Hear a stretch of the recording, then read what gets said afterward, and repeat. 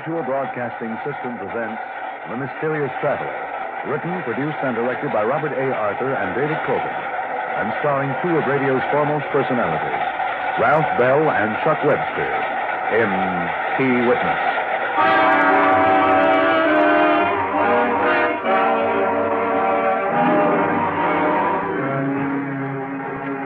This is the Mysterious Traveler, inviting you to join me on another journey into the realm of the strange and the terrifying. I hope you will enjoy the trip, and it will thrill you a little and chill you a little. So settle back, get a good grip on your nerves, and be comfortable, if you can, as we watch an underworld syndicate and the government go in desperate search for the same man. It's the story I call Key Witness.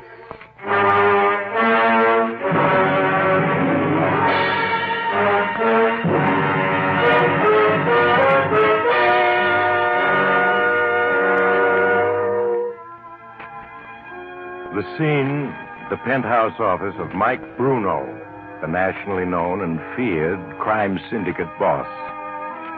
Bruno, a tall, ruggedly built man in his 40s, paces back and forth as his head accountant, Oliver Smith, turns the pages of a ledger, reading the figures before him. Income from Waterfront Enterprises, period ending July 31st, $42,765.50. Income from Wire Services, period ending July 31st, $71,942.20. From Nightclub Enterprises, same period, $56,713.42. Income... Okay. That's the income on the books of the government. Now, what are the real figures? You got them in your head? Of course, Mr. Bruno. Income from Waterfront Enterprises, $103,652.28. From Wire Services, $156,421.10. Nightclub Enterprises, $211,410.28. Liquor distributorships was $87,642.15. Racetrack interests, $48,675.34. Ah. All right, you got the total? Yes, sir. $518,731.15. I sure got ahead of you, Oliver. You and that photographic memory of yours. It's a lucky day when we got together. Be 5 years tomorrow, sir. 5 years tomorrow, huh? And in all that time, you've never forgotten a fact or a figure. Yes, sir, Oliver. The T-men can search high and low. They'll never catch me with a set of books showing the real take. Because it's all in your head. Huh, Oliver? Yes, sir. Yeah, come in. Ah, hello, Frank. Come on in, come on. Boss, I gotta talk to you, alone. Oh, yeah, all right. Oliver, I'll call you when I need you. Yes, sir. I'll be in my office. You look worried. What's the matter? Let's have it. I just got word from the big boy. Treasury men are going after you. Is it winter dressing, or do they really mean it? They really mean it. But with all the headlines in the papers, they'll have to make a cleanup. And you're it. Can't the big boy stop? No. This is too big even for him. And he says you're on your own. That's nice. When's it coming? The T-men will be here tomorrow morning to seize your books. Don't waste any time, do they? Tomorrow morning, huh? Bruno, what are the chances of the book standing up under a real investigation? Maybe yes, maybe no. The books don't satisfy him. They start questioning Oliver. Yeah. Well, what are you going to do? I gotta think.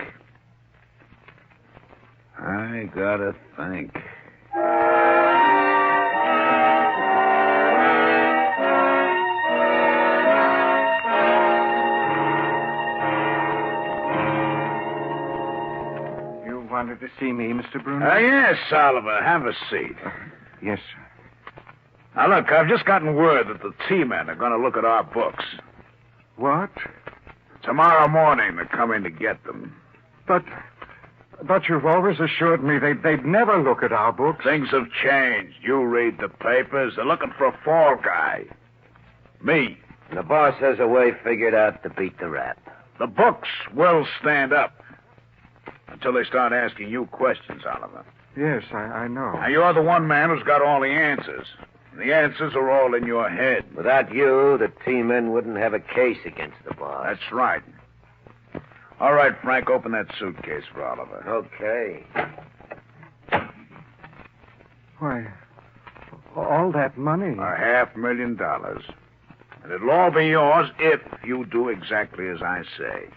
Mine? Yes. I want you to write a letter saying that as treasurer of the corporations, you embezzle large amounts of dough. What? That's right. You're to assume all responsibility for the books. But they'd send me to prison? No. You're taking it on the lam. There are a couple of countries in the world where you can't be extradited for embezzlement. Denmark's one of them. Denmark? Yeah, that's what my attorneys tell me. That passport you used last year is still good, Oliver. There's a plane leaving at midnight for Europe. You just have time to write that letter and pack. But, Mr. Bruno... Yeah. If I do as you ask, I'll be an admitted criminal, forced to live abroad the rest of my life. With $500,000? Oh, what's so bad about that? And, Oliver, you're forgetting one thing. You filled out the corporation tax returns for me. You go to prison with me. Play it smart, Oliver. $500,000 and a life of ease in Denmark. You haven't much choice. No, I don't, do I? Very well, Mr. Bruno. I'll do as you say. Nah, you're showing good sense. Okay, Oliver, write that letter assuming all responsibility for the dough. I've held out in the government, and when you're finished, I'll send one of the boys along with you to help you pack. Yes, Mr. Bruno. If you'll excuse me. Sure. Which of the boys do you want to take him to the airport? None of them. I'm not taking any chances on a slip-up. You and me will be taking Oliver to the airport.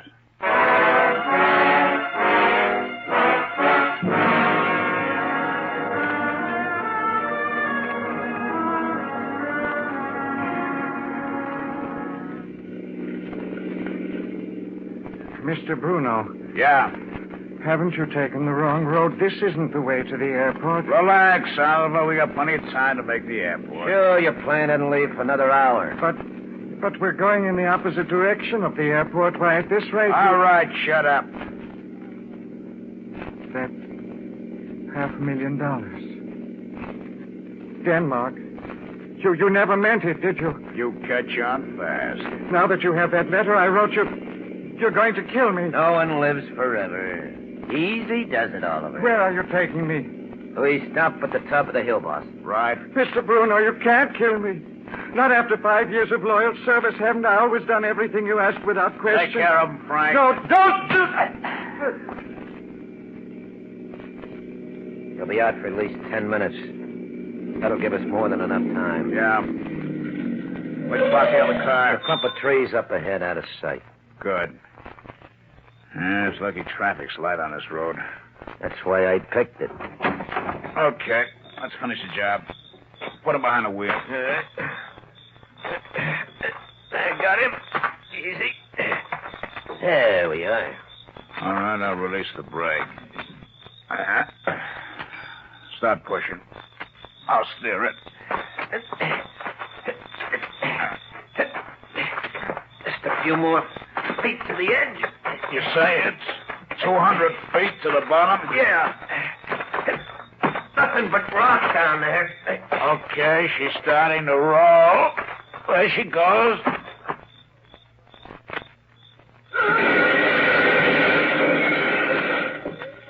Hear that? Yeah. But we're going down to the wreck to make sure. I'm not taking any chances. Come on.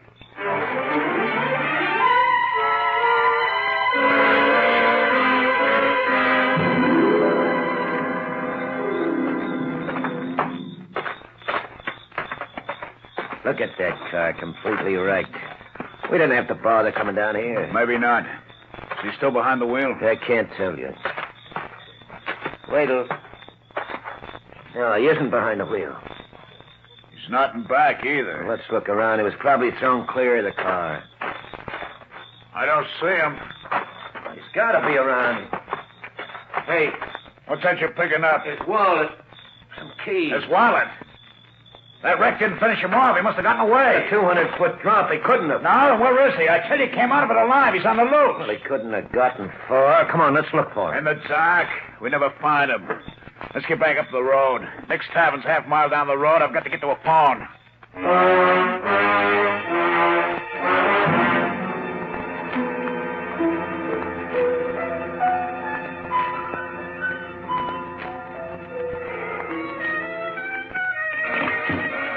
I've read him. Give me Waverly 6678. That's right. Bruno, what are you doing? You going to round up some of the boys? Yeah, that's right. Hello, Mac. The boss. Yeah. Now listen closely. I don't want any slip-ups. I'm at Nick's Tavern on Highway 37A. Yeah. I round up half a dozen of the boys in a hurry. Send a couple of them to Meadville and Lewistown, both on 37A. That's right. Have a couple of more boys drive along 37A between Meadville and Lewistown, yeah. Now they're to pick up Oliver Smith. You heard it right the first time. There'll be a 10 grand reward to the guys who find him. Yeah. I'll get the boys on it, but fast. We gotta get him, Frank. If he ever gets to the police... Oh, the odds are all in our favor. Probably pretty badly hurt, wandering around in a daze. Why, for all we know, he might have crawled a few hundred yards and died in the underbrush. Yeah, well, that's what I'm hoping. Oliver hasn't any money or moxie. Come on now, don't worry, boss. He isn't going to get to the cops. Yeah, sure. Come on, let's get back to my office.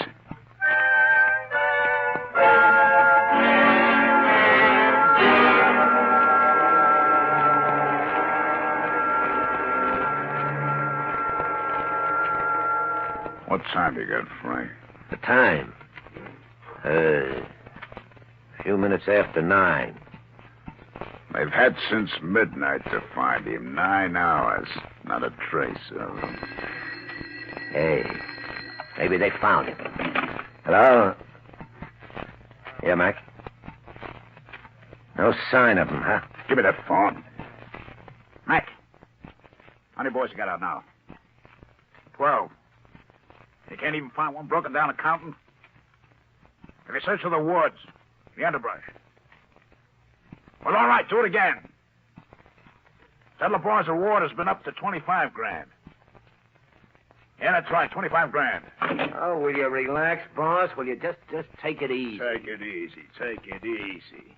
You know what it means if Oliver spills the fence? Yeah. Oh, I say. Have him come in. It's George Tonelli of the Treasury Department. How are you, Mr. Tonelli? Come on in. Thank you, Bruno. This is my associate, Frank Stevens. Hello? How do you do? Bruno, I have an order here empowering me to seize the books of all your corporations. What for?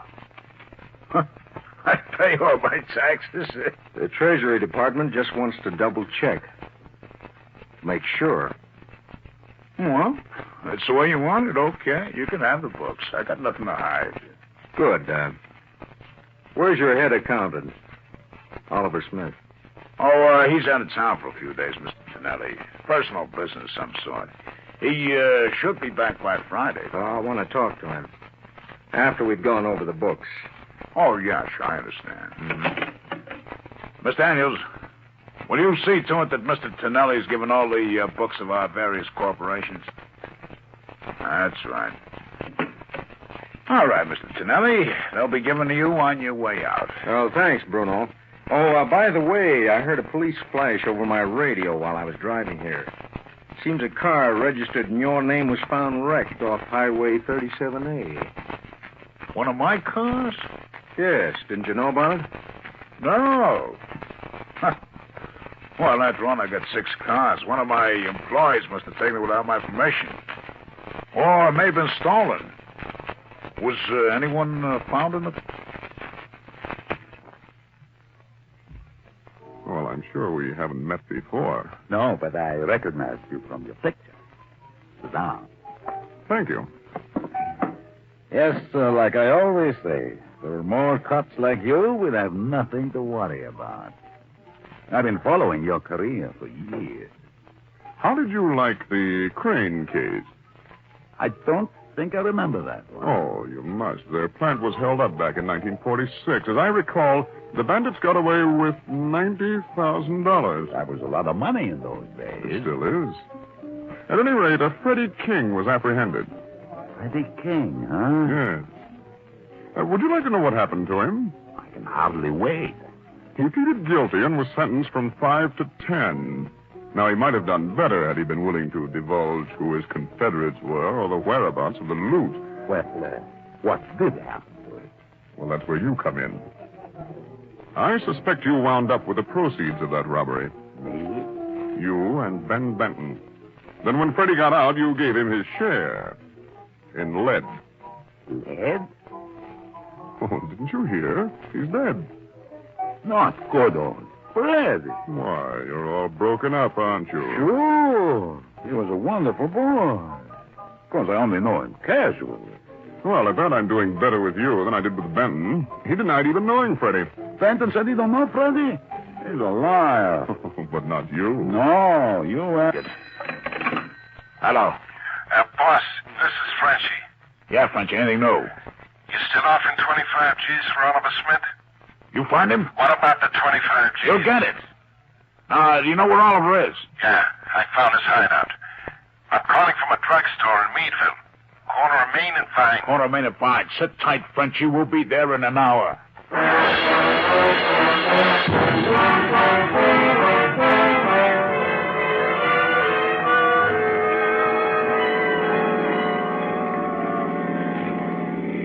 Slow down, boss. There's Frenchie on the corner. Yeah, I see him. Get in, Frenchy. Sure, boss. All right, what's the story? Smith is here in town. He's locked up in the town jail. What? The cops have him? Yes and no. Come on, spill it. The local jail is a dump, 4 cells. Just on a hunch, I looked in. There's 2 guys in there. One is a broken-down bum. The other, Oliver Smith, looking like a bum himself. And I done some nosing around. Smith was arrested for vagrancy. Arrested for vagrancy? Under what name? Haven't been able to find out. Don't you get it, Frank? Oliver's in there under a phony name. He's laying low so that neither the feds or we can find him. After he's done 10 or 20 days of vagrancy, he'll try to disappear in act. Yeah, that must be it. They'd give it his right name, there'd be feds all over the place. All right, Frenchie. You say there's just Smith and some old bum in the lockup, huh? That's right, boss. Point the way, Frenchie. We're driving over that jail.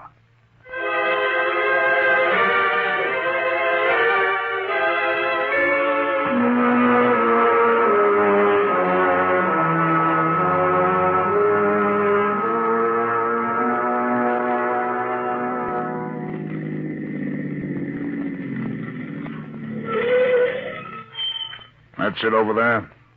That 2x4? Yeah, that's it. Where's the sheriff at this time? He lives in that white frame house next to the jail. I saw him go in his house an hour ago. Well, he's probably through for the day, and just the 2 prisoners there. Yeah. Frank, you got a key that would open those cell doors? Oh, sure. Those old locks aren't any trouble. Good. Frenchie. You got a knife? Yeah? That's good. I want you to take care of Oliver. Right now. Look, boss, it's a dangerous setup.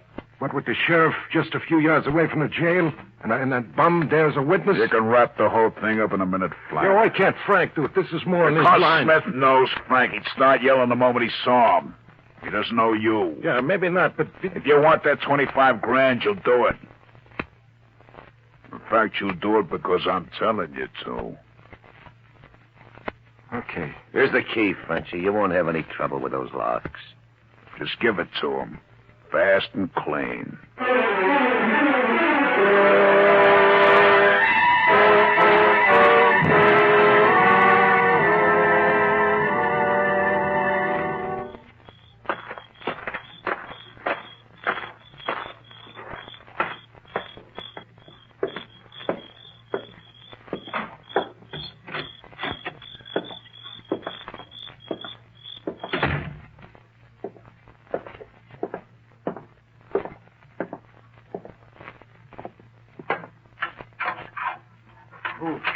Who are you? I'm the sheriff's assistant. He told me to bring you over to the house. The sheriff doesn't have an assistant, fella. Shut up, you bum. You say the sheriff? What? A knife? Yeah, a knife. Freeze, you. What? A gun? Yeah. Don't let the costume fool you. Treasury Department.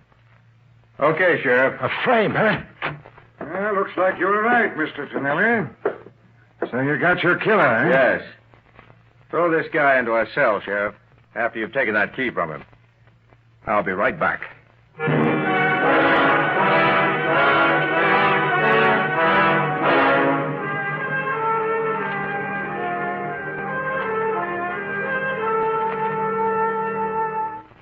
Yeah, he's been gone almost 5 minutes, boss. What could be taking him so long? I don't know. Look, do you think the sheriff might have picked Frenchie up?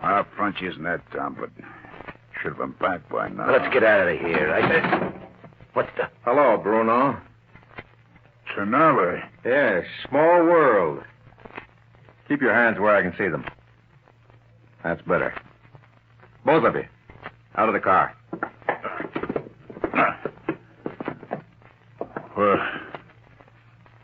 Where are you taking us?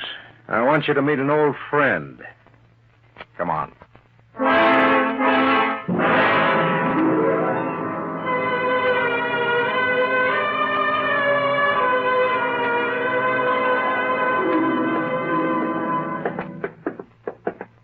Straight through that door, Bruno. Now, look, Tonelli, I'm no two-bit hoodlum you can parade around at guns point.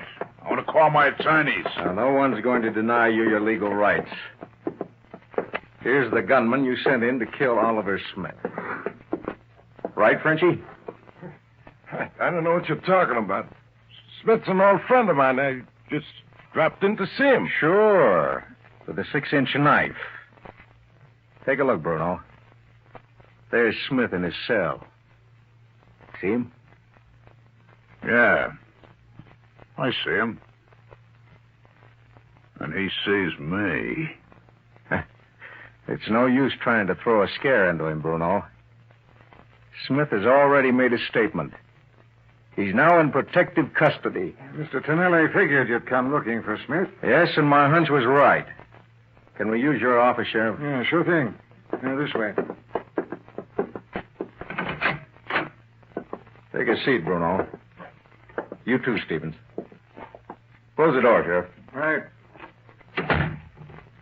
Bruno, I've got your fall guy, Oliver Smith, who's made a complete statement. On that alone, I could send you up for 20 years. Yeah? I got pretty good attorneys. Yes, but not good enough to overcome Smith's testimony. In addition, I could get you on an attempted murder charge. I have a hunch your friend Frenchie will sing. Now, look, I want to call my attorney. However, I'm willing to make a deal with you. Deal? Yeah. If the government has to go to trial with you, it'll cost $500,000 to convict you. And a great deal of time. However, if you pleaded guilty, saved the government time and money, I think the court would go easy on you. How easy? Well, you'd have to pay the tax penalties, of course, and do 10 years. 7 with good behavior. I don't know. If you're smart, you'll plead guilty. You know that with Oliver Smith's statement and testimony on the stand, the government couldn't lose. I've got to think it over. There's no time. It's either yes or no. Now make up your mind.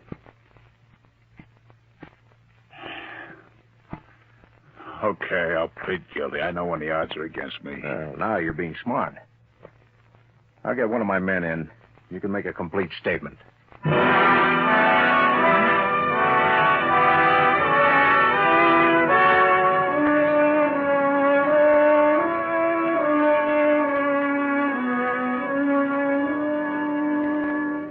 All right, Bruno. You've read your statement over. Sign here. Now, look, if I sign, you guarantee the limit will be 10 years. You have my word. Okay. That does it. Hey, Sheriff, you bring in Oliver Smith. I'll be taking him back to the city with me. Sure, Mr. Tonelli. When did you find Smith? The sheriff picked him up at 6 this morning, after the accident. He was wandering along Main Street. Did he tell the sheriff who he was? No. Here's Smith now, Mr. Tonelli. Thank you. As a matter of fact, Bruno, Smith couldn't have told the sheriff who he was, even if he wanted to. What do you mean? When the sheriff picked Smith up and questioned him, Smith couldn't answer. Couldn't answer? That's right. The sheriff called in a doctor. An examination revealed that Smith had amnesia. Amnesia? Yes. He got it from a severe head blow he suffered in the accident. It's a case of complete amnesia. But if he's got amnesia, that means he doesn't remember anything of the past.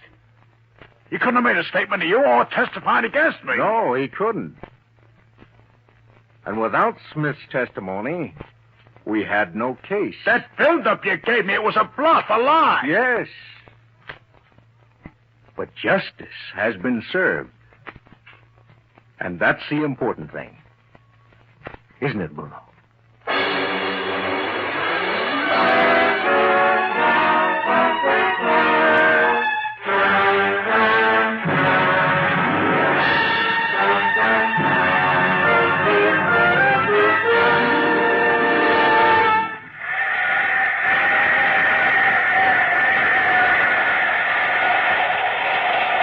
This is the Mysterious Traveler again. Did you enjoy our trip? Poor Mike Bruno. It seems some days nothing you do turns out well. How was he to know that Oliver Smith was a victim of amnesia? Some people simply die easily. Well, poor Mike is now doing 10 years at a federal prison. As for Oliver Smith, well, to date he hasn't any part of his memory back, and he never may. Which reminds me of another story. It concerns a young and enterprising undertaker who developed the unique idea of soliciting customers before they were dead. As a matter of fact, he... Oh, you have to get off here. I'm sorry. I'm sure we'll meet again. I take this same train every week at this same time.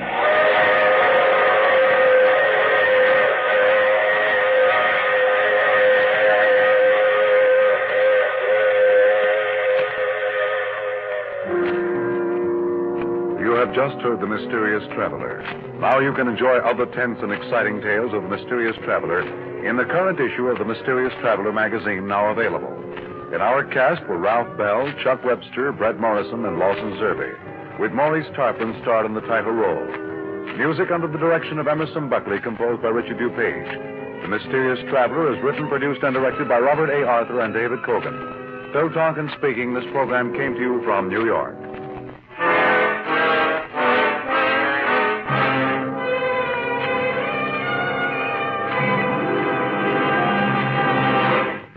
Do you like like stories of mystery, of eerie adventure, of things dark and unseen, stay tuned to Mutual every weekday evening and join the I Love a Mystery listeners.